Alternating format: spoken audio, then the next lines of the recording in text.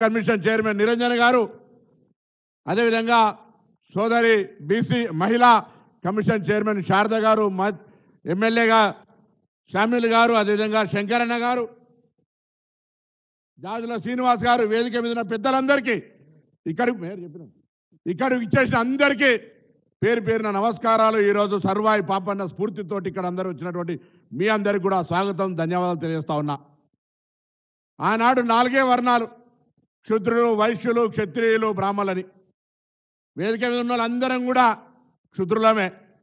ఇవాళ రేవంత్ రెడ్డి గారి నాయకత్వంలో దేశానికే మార్గదర్శకత్వంగా ఉండే విధంగా కులగణన జరిగి చట్టపరంగా న్యాయపరంగా 1,00,000 మంది ప్రభుత్వ ఉద్యోగులను నియమించి గ్రామాన సమాచారం సేకరించి ఎంపైరికల్ డాటా ప్రామాణికమైనటువంటి సమాచారముతోటి సబ్ కమిటీ వేసుకొని చట్టరీత్యా ప్రజాస్వామ్యరీత్యా శాసనసభలో చర్చ చేసి కేబినెట్ ఆమోదంతో బిల్లులు రూపొందించి గవర్నర్ గారికి పంపిస్తే, గవర్నర్ గారు ఢిల్లీకి పంపిస్తే, ఎందుకు చెప్తున్నా అంటే ఇవాళ మన హక్కు కోసం పోరాడి సామాజిక న్యాయం కోసం ఆనాడు సర్దార్ సర్వాయి పాపన్ ఏ స్ఫూర్తితోనైతే పోరాడిండో ఇవాళ ప్రతి ఒక్కరు కూడా బహుజనులను కలుపుకొని ఆ రాజ్యాంగానికి సంబంధించి లోబడి ఇచ్చేటువంటి ఒక ప్రక్రియను సాధించుకునేదానికి అందరూ కూడా భావజ్వాల వ్యాప్తితోటి కానీ కార్యోన్ముఖులు ఏ విషయంలో అందరూ కూడా చొరవ తీసుకోవాలని సందర్భంగా కోరుతా ఉన్నా.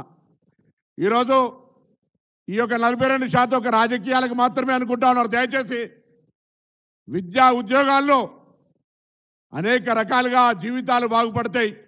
నిన్ననే గౌరవ ముఖ్యమంత్రి గారు ఉస్మానియా యూనివర్సిటీ వైస్ ఛాన్సలర్ వస్తే చెప్తా ఉన్నారు, ఇవాళ మనం భూములు వంచాలంటే భూములు, డబ్బులు వంచాలంటే డబ్బులు, సంక్షేమ కార్యక్రమాలు కాదు, విద్యను ఈయన మనం అందించగలిగితే భవిష్యత్ తరాన్ని నిర్మించినట్టే అనే మాట చెప్తా ఉన్నారు ఇవాళ. కాబట్టి దయచేసి ఇక్కడ వచ్చిన ప్రతి ఒక్కరు కూడా బహుజనులకు నాయకత్వం వహించే ఆలోచన కలిగిన ప్రతి ఒక్కరూ భవిష్యత్ తరానికి విద్యను అందించి మన వాళ్ళంతా విద్యను పొందేటువంటి ఒక ప్రయత్నం చేయాలని కోరుతా ఉన్నాను. మీరు ప్రదేశ్ కాంగ్రెస్ అధ్యక్షుడిగా హుస్నాబాద్ నియోజకవర్గంలో ఉండేటువంటి సర్వాయిపేట కోటలకు వచ్చినారు.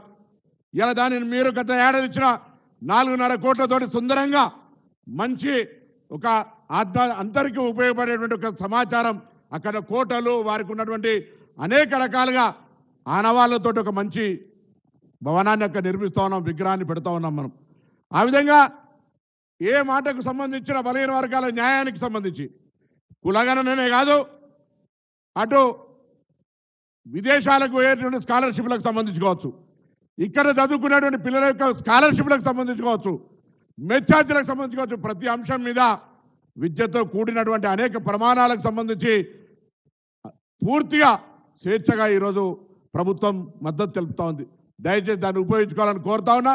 రాజకీయంగా కూడా ఆనాడు సర్వాయి పాపన్ ఒకటే స్ఫూర్తి, ఒంటరిగా పోరాటం చేయలే, నలుగురిని జమేసుకొని రాజ్యాధికారం వైపు పోయినటువంటి పరిస్థితులలో మనమందరం కూడా సామాజికంగా అందరూ కలిసి ఆ ప్రజాస్వామికంగా విద్యతో పాటుగా రాజకీయంగా ఉండేటువంటి ఉన్నతమైన శిఖరాలకు పోవడానికి ప్రయత్నం చేయాలని కోరుతూ, తప్పకుండా ఇలా రాష్ట్ర వ్యాప్తంగా అందరూ కూడా సంతోషపడుతూ ఉన్నారు గౌరవ ముఖ్యమంత్రి గారు.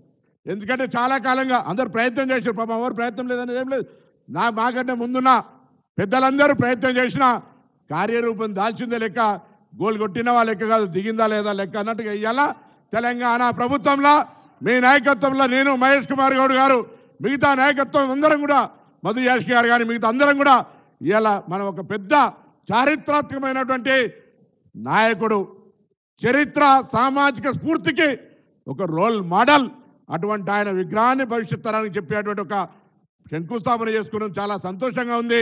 నేను ఎక్కువసేపు మాట్లాడకుండా, ఎందుకంటే అందరూ కూడా ఉన్నారు, సమయం కూడా కొంత ఆలస్యమైంది, మనం పొద్దున్న నుంచి వచ్చి ఉన్నాం కాబట్టి అతిథులందరూ దయచేసి మేము మాట్లాడినవి మీరు మాట్లాడినట్టే, మీరు మాట్లాడేది మేము మాట్లాడాము అనుకొని దానికి ఎక్కువ ఏమనుకోకుండా దయచేసి సమయాన్ని దృష్టిలో పెట్టుకొని మరి ముందుకు పోయేటువంటి కార్యక్రమం ఉంది. కాబట్టి అందరికీ మరొక్కసారి మంత్రివర్గానికి, శాసనసభ్యులకు, కుల సోదరులకు, సంఘాలకు, బహుజన నాయకత్వానికి అందరికీ కూడా రాబోయే కాలంలో కాంగ్రెస్ పార్టీ ప్రభుత్వం తీసుకున్నటువంటి నిర్ణయం, ముఖ్యమంత్రి గారు తీసుకున్న నిర్ణయం 42% సాధించడానికి కొరకు అందరూ కూడా ఒక సామాజిక స్పృహతో పనిచేయాలని సందర్భంగా కోరుతూ ఈరోజు సర్వాయి పాపన్న జయంతి, ఆయన జయంతి సందర్భంగా మనందరం ఆ ప్రతిజ్ఞ పూని తీసుకొని ముందుకు పోదామనే మాట మనం చేస్తూ గౌరవనీయులు శాసనమండలి సభ్యులు రాష్ట్ర కాంగ్రెస్ అధ్యక్షులు మహేష్ కుమార్ గౌడ్ గారిని మాట్లాడాల్సిందిగా కోరుతా ఉన్నాను.